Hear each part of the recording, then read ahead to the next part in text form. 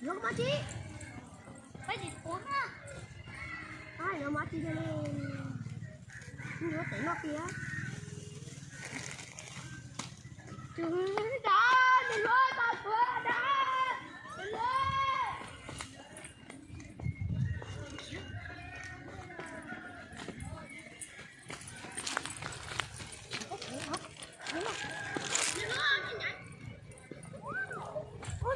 Cái phở có hết nữa. Nhìn loại bữa tay của nó cho nữa.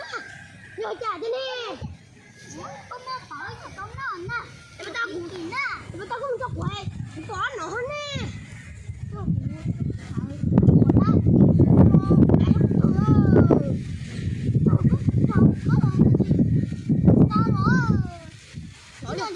Ôi này lo nhớ to. Chết cho thằng món nó ta. Tao cũng nhớ là tao nói chuyện tao á. Cái gì nữa?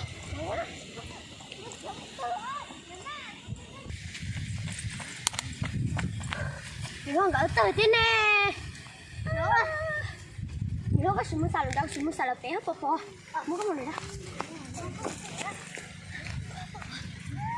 Nó quá cho nó em, một cọng nữa nè.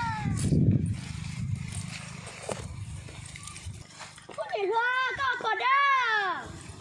Ôi, này là người nhất ta. Trời, này là cái chỗ đâu mà cái này ở trên cái gì. Chết rồi, mày là cái đôi tiêu à.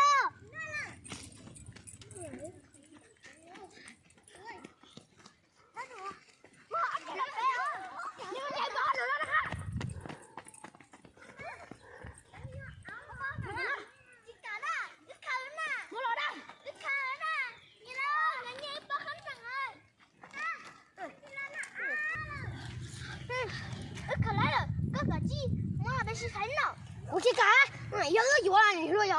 Dạ. Chị cái gì nha? Ê thằng này. Vụ này nè. Cả chị mua là chị phải nè. Ủa chị cả đi. Chị cho muốn mà.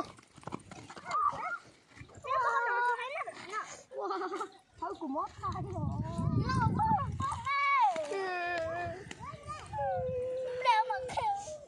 Phải là vai mà. Tôi biết một lời tôi mà phải.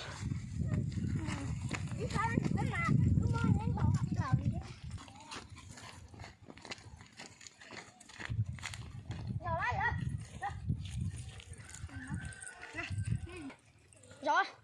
Trời ơi, mà có nồng hết nó hả? Trời ơi, tôi sợ nó rồi. Coi tụi có tầng tiêu luôn. Có rồi nó này. Có rồi nó tầng tiêu có rồi nó. Đi, nó chứ rồi nó vô. Chị xin có phải nó lấy khơi nó nè. Ôi, nó có tầng hả? Có tầng tới tầng nè. Để cụ tầng kia rồi. Mới là tôi tắt giá. Hả?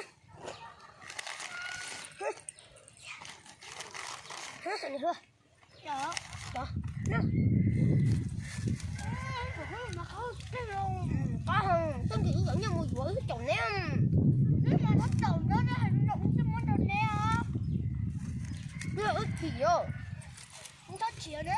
Ức chịu nó còn đi nét ra. Nói chờ hết đầu ra nó. Nói chạy mà món đồ nè nó sắp đầu ư cái gì. Thành nó họ nụ kìa nó. Một cái mua vợ. Nó là bộ cặp không nha. Nó là bộ cho ta đó. Con bông.